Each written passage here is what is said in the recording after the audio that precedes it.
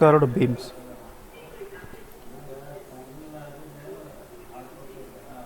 So already was now what is the meaning of beam? So beam is a structural member which is used to carry the load in a transverse direction. Okay? In a transverse direction. Okay? But here, so curved beam is defined as a beam in which the neutral axis in unloaded condition is curved instead of a straight. Okay. Example, now I will take a beam here, simple beam. So beam is a structural member, okay, so which is used to carry the transverse load. Now we are going to make it as a simply supported beam or roller supported beam. So you are going to apply the load here. Okay. You are going to apply the load. Now as the load applied here, so it is going to make some deflection. It is going to make some deflection, right? Now curved beam is 1.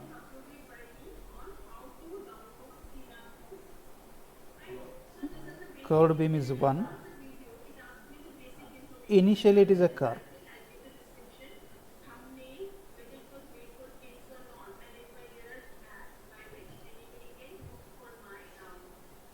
Okay. Initially it is a curve. Now in straight beam, if you look over the cross sections here, if you look over cross sections, okay, now the centroidal axis, okay, and neutral axis are coincident, okay, are coincident. Okay. So CZ is related to geometry, okay, CZ is related to geometry, but neutral axis is related to the application of loads, okay, application of loads. Okay. So now in curved beam what happens? So let us take a chain hook, okay, or a crane hook.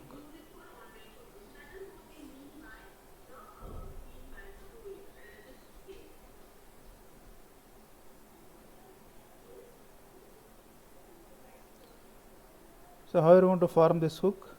Okay. So you may going to make it a casting, okay, or you may going to make it in a using forging operation, okay? Forging operations. So initially it is a straight, okay, initially it is a straight.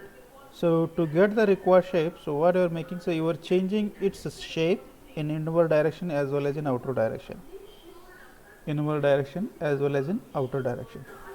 So as the curvature is going to take place, the axis of CZ and the axis of neutral axis are going to be shifted here, are going to be shifted. So now this yellow color is what? It is CZ, okay, and this red color is what? Or let us take it as a green color. Green color is what? It is neutral axis, okay, neutral axis. So yellow color is CZ. Now these two axes are not in a coincident, they are some apart or they are some offset distance, okay. If a structural member which the neutral axis is in the unloaded condition, okay. Now this is not in a loaded condition, it is unloaded conditions because you have changed it straight to the curvature, is changed it straight to the curvature. Okay. So let us take an example. So you have an lot of fibers, okay. Let us take you place a number of papers here in a stack form. You place number of papers in a stack form, okay. Now if you apply the load on this side and you apply the load on this side, so it is going to be form a curvature in this way, it is going to form curvature in this way. So now earlier, before application of load, your CZ, okay, your neutral axis are in a same position, or in a same position. So as you apply the load here in a curvature form, okay, so the CG is going to be remains the same about its cross sectional area, but neutral axis is going to be deflected towards inward, okay. Now this is what neutral axis, this is what centroidal axis. When you are going to say neutral axis is a one, okay, so where it does not have any type of stresses or any type of loads. It does not have any type of stresses or any type of loads. It is as an only minimum value of stress magnitudes, okay, stress magnitudes, okay. That is what at neutral axis, okay, your stress is 0, your stress is 0, okay. That is what you can say it is a neutral axis. I think you have come across the neutral axis meaning in a derivation of bending stress equation, okay, bending stress equation. So in strength of material,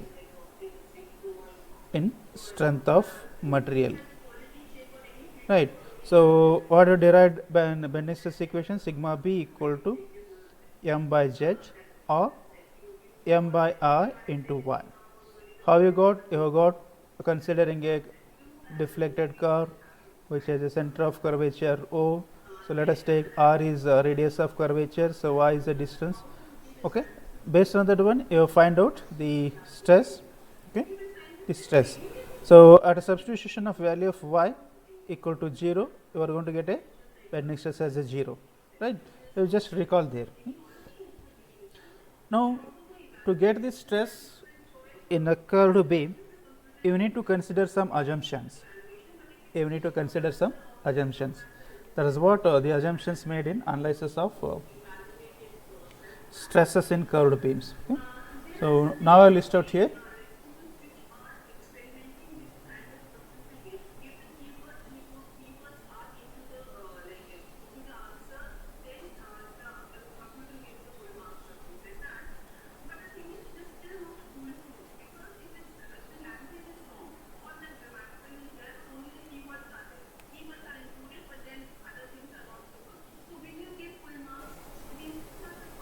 Okay. Now you can recall the assumptions made in derivation of bending stress, okay, derivation of bending stress.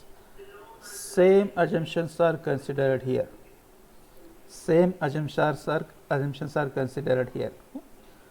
So what is the first assumption? The material of the beam is homogeneous. Material of beam is homogeneous and isotropic, right. So homogeneous means, so property of the material is same throughout its entire cross section, okay, same throughout its entire cross section and along its length also, okay. Now isotropic, so it has an equal elastic constants in all its three directions. Isotropic, it has a equal elastic constants in all its three directions, that means in x, y, z, okay. If you consider polar, then you can consider a polar in all radial directions. Now second assumption is cross section has an axis of symmetry in a plane along the length of beam, okay. Cross section has an axis of symmetry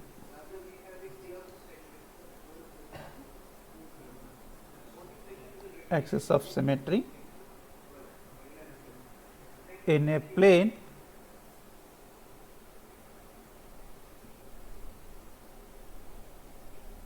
along the length of beam.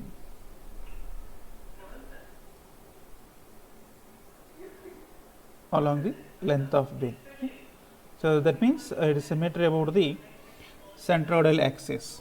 It is symmetry about the centroidal axis. Third assumption,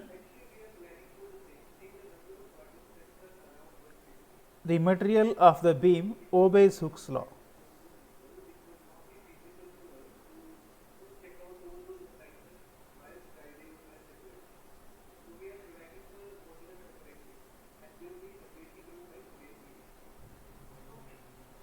Obeys Hooke's law.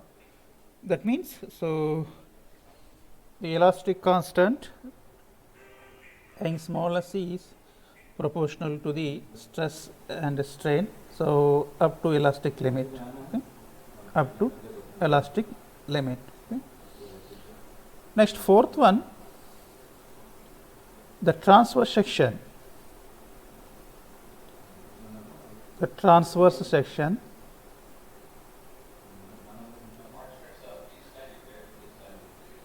which are plane,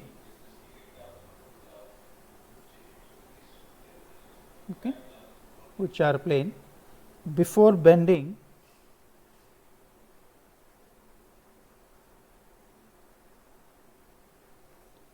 remains plane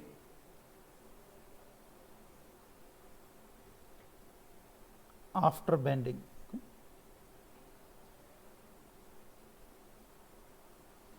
After bending also. Okay. Fifth one, so now each layer of beam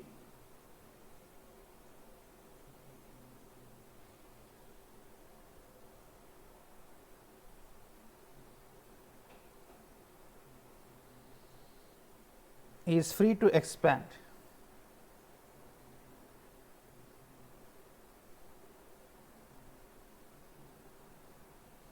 and contract. It is free to expand and contract. Okay. And each layer is independent of its neighbor layers. Okay. Either it below or above. Okay. Next assumption, so Young's modulus is same.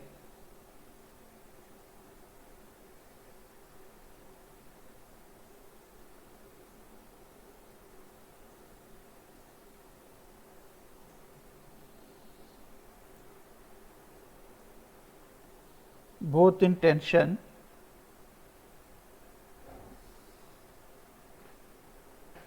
and compression.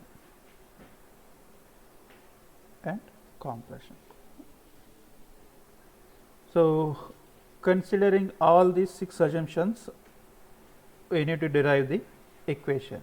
Okay, we need to derive the equation. That is what are stresses in curved beams. Stresses in curved beams. I think same assumptions made in bending stress equation. Made in bending stress equation. Now we'll go for derivation. Okay. Now we'll go for derivation.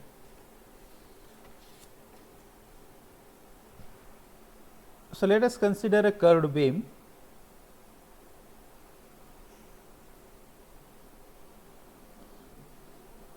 Let us consider a curved beam. Okay.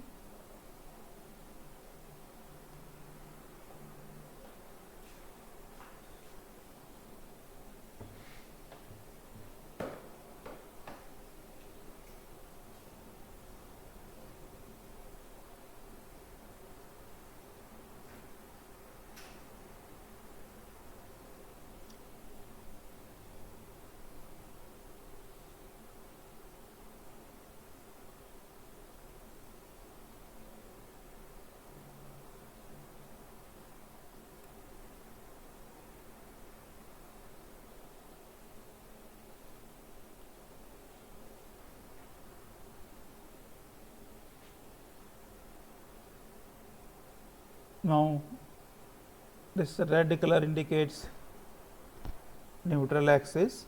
Okay. This blue color, sky blue color indicates the centroidal axis. Okay. So let us take O it is what center of curvature of this curved beam,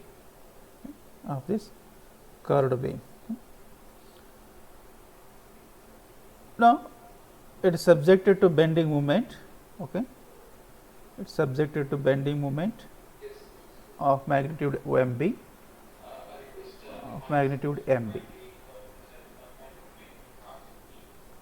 Is subjected to bending stress.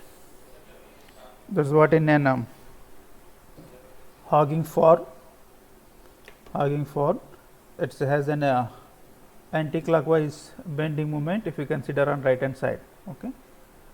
Now due to this bending moment, what happens? So your beam tries to become a straight here,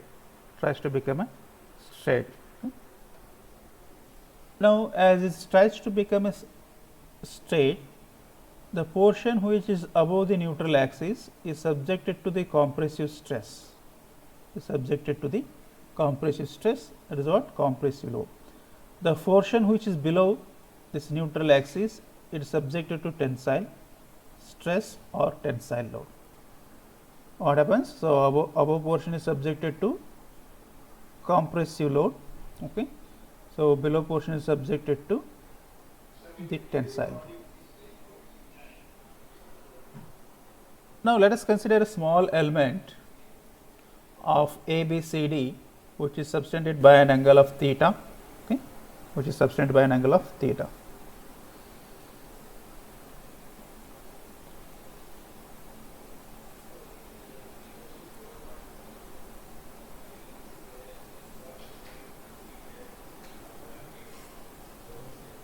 So let us take this as A, B, okay, C, D, which is subtended by an angle of theta here.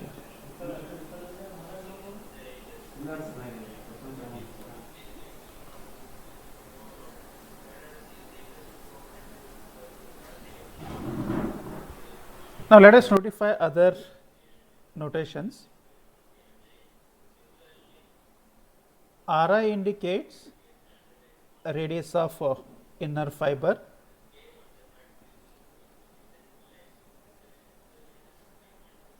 Rn indicates a radius of neutral axis about its center of curvature.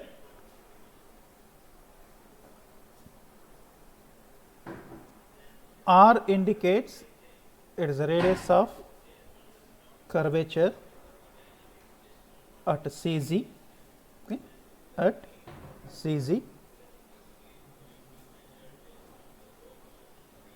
Then R naught indicates a radius of outer fiber, Okay. Now this is what before application of load, these are the parameters, okay. We have considered an element of ABCD. Okay. Now let us take a small strip. Here, okay, which has the thickness of dy,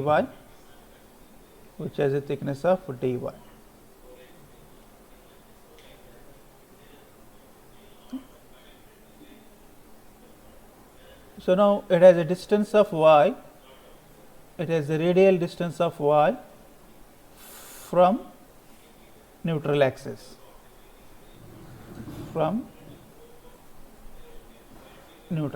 okay. This is what Rn,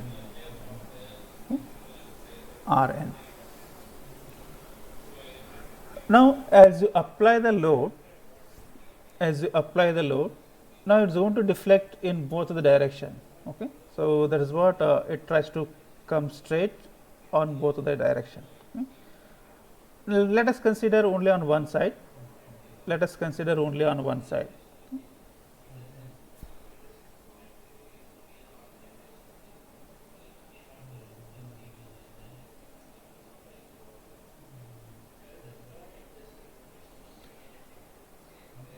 Now as the load is applied, so the face which is on CD, it tries to get a new position it tries to get a new position, because upper portion is got into compression, lower portion is going to get in tension.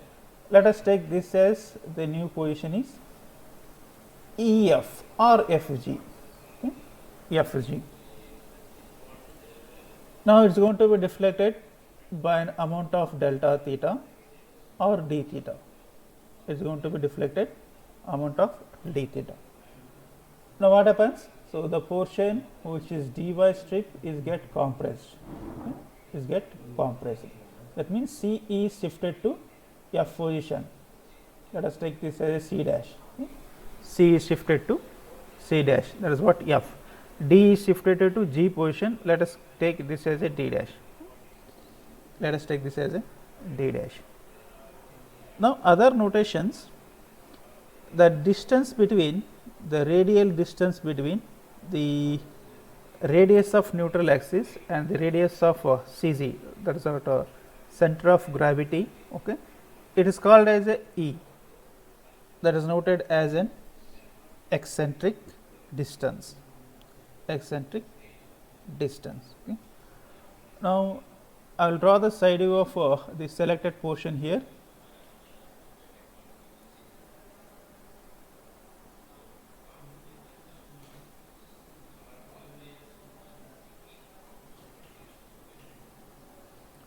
This is what neutral axis. Okay.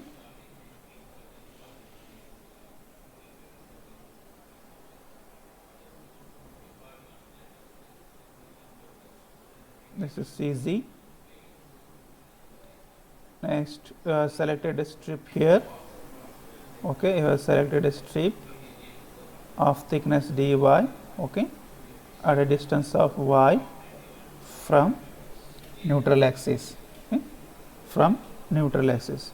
Now cross section area of this one, let us consider this as a dA. All cross section is what? Consider this as a dA. Okay. Now let us go for the calculation of stresses here. Calculation of stresses. Now as is seen here, earlier before application of load, it has a some length here, dy strip has a some length. After application of load, so it has been reduced with an angle of d theta, it has been compressed, it has been shortened by this distance. It has been shortened by this distance, right. So now let us note down the original length of a strip. Original length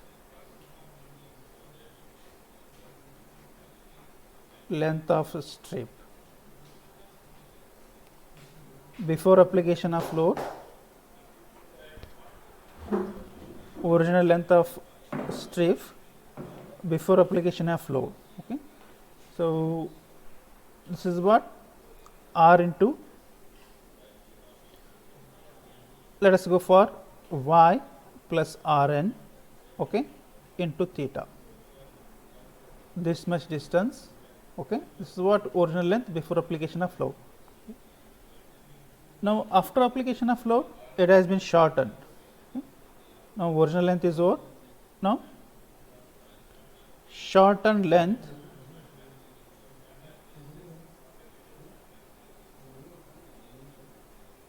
after application of load.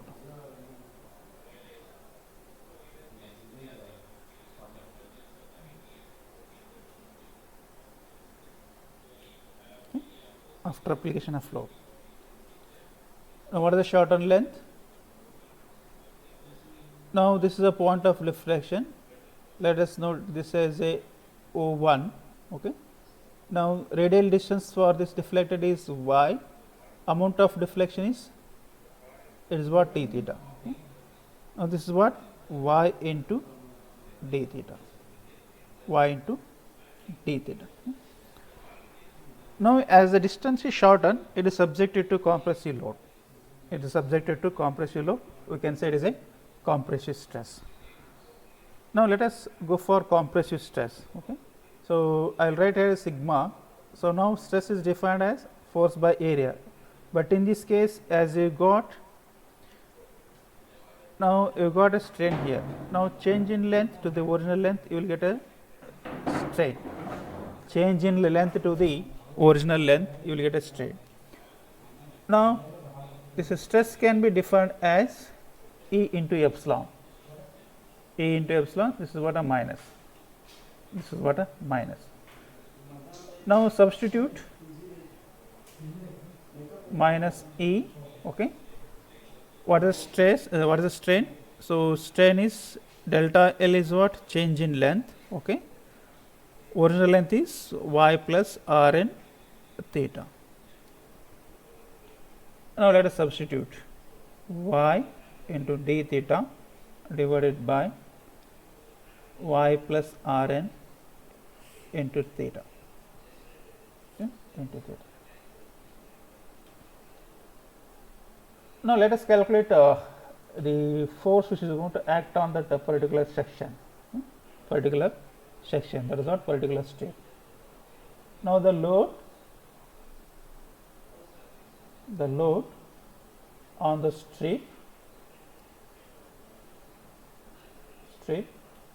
having thickness dy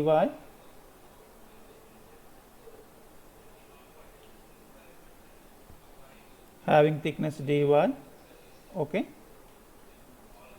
and a cross sectional dA and a cross sectional area dA. Now how will you get the force? So force equal to what? A stress into area.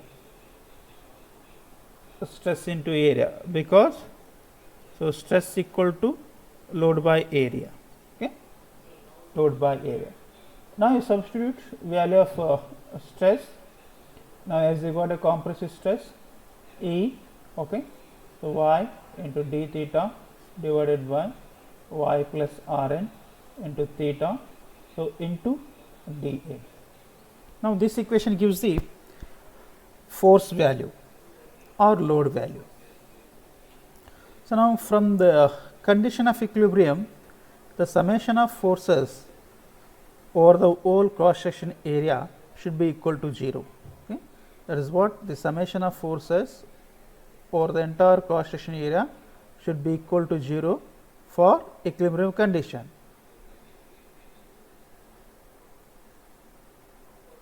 For equilibrium condition, right? Now, as well as the summation of moment should be equal to 0, as well as the summation of bending moment should be equal to 0 to get the equilibrium condition, okay, to get into equilibrium condition. Okay. Now let us integrate.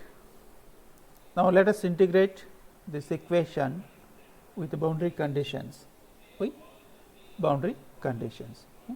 Now, so therefore, okay, so delta F should be equal to 0. Okay. Delta F should be equal to 0. Now this equation can be written as equal to 0. Okay. Equal to 0.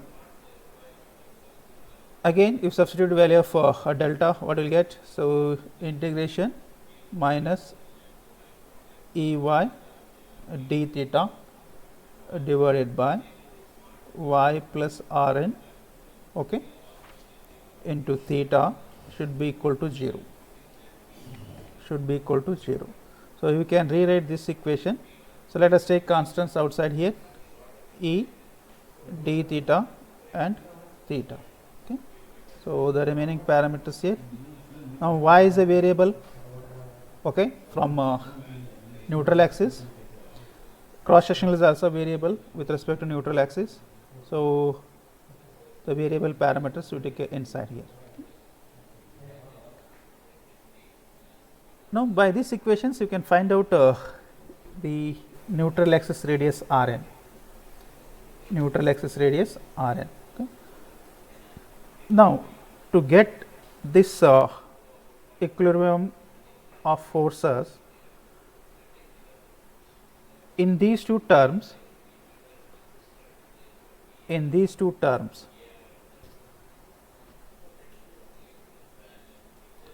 in these two terms, one term should be 0, one term should be equal to 0. Okay. So, as you've seen, it has been already deflected with an angle of theta and it has an elastic constant E. So, therefore, E into d theta by theta is not equal to 0, is not equal to 0. So, therefore, the term which is there, y into dA divided by y plus Rn into, okay. So, this term should be equal to 0, okay. This term should be equal to 0. Let us take this as equation number 2. So, the neutral axis radius,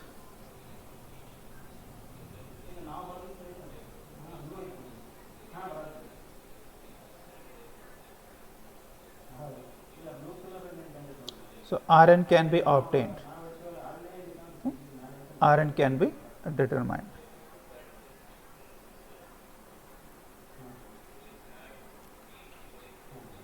By equation 2, okay. By equation 2. Now, if the moments are taken about neutral axis, okay, if the moments are taken about the neutral axis, okay. So, let us go for consideration of moment. So, now as you need to go for equilibrium, applied bending moment to the internal moment, okay. So, MB equal to what? It is y distance into the force. Okay. Now, substitute the value of dF, okay. Substitute the value of dF. So, what will get? dF equal to, okay. So, MB, okay. MB, let us take y, dF equal to, okay, we E by d theta, okay, E y d theta divided by y plus Rn, okay, divided by y plus Rn into dA, into dA. So, if you simplify this equation, so let us go for outside here, okay. So, integration. So, the remaining terms y square divided by Rn plus y, okay. So, we rewrite, so y plus Rn.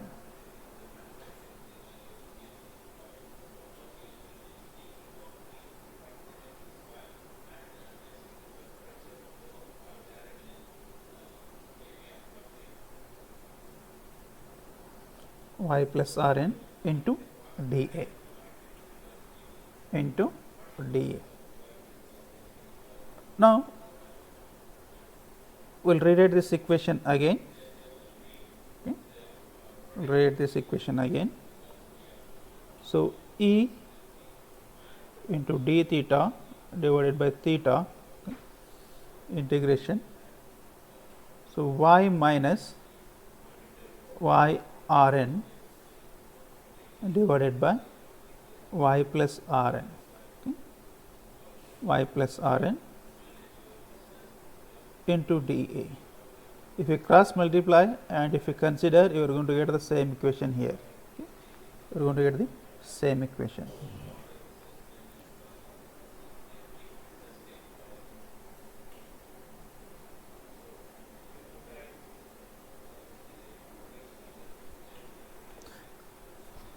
Now, if you again simplify, so what will get? E into d theta divided by theta integration of y into dA. So, now this term will get into 0, this term is going to get into 0 because of the second moment of area, So, let us take if you substitute the value of y here 0, okay. I think you are going to get this term as a 0, okay. So, I think statistical area, okay. So, let us check out this concept, okay. Check out this concept. Okay. Now, note down. So, what will get? So integration of y into dA divided by y plus Rn equal to 0, okay, equal to 0. Now since so integration of y into dA so represents the statical area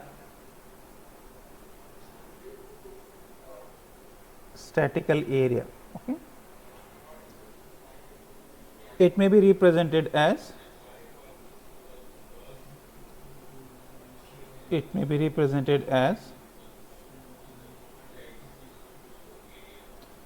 A into E, okay.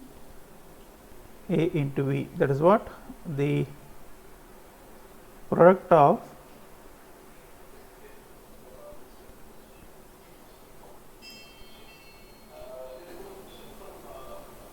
a total area and the eccentric distance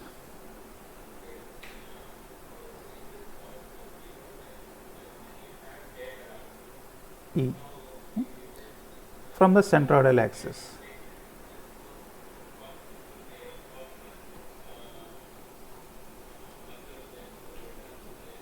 From the centroidal axis to the neutral axis.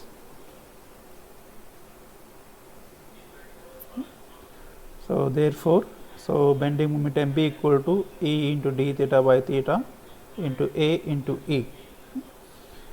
So now you can rewrite this equation with referring equation number 1. So that is what E into d theta divided by theta equal to, so you got sigma y plus Rn divided by y, okay, into A into E. Now if you rewrite, so we are going to get the equation for bending stress, okay.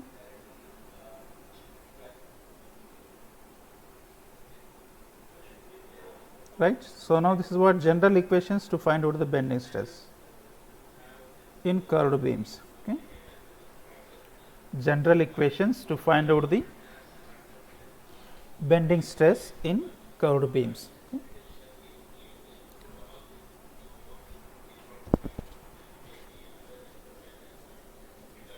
Now if you look at the value of y with respect to the diagram, so I used for derivation, okay.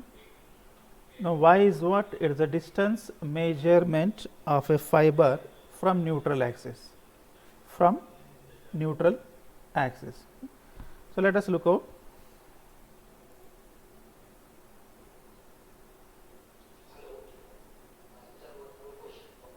Now distance from neutral axis, this is noted as a Ci, okay, and this is noted as a C naught, okay. Now the distance of outer fiber from centroidal axis, it is noted as a C2, okay, and distance of inner fiber from centroidal axis, it is noted as a C1, okay. It is noted as a C1, okay. So now let us go for the final derivation. You got a general equation to find out the bending stress, okay. So now at the outer fiber,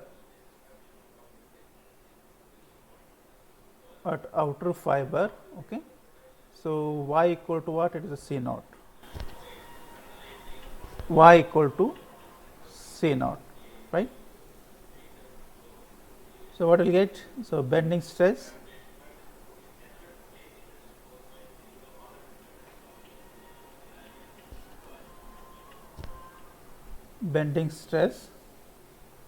at the outer fiber, okay, sigma b naught equal to now you substitute. So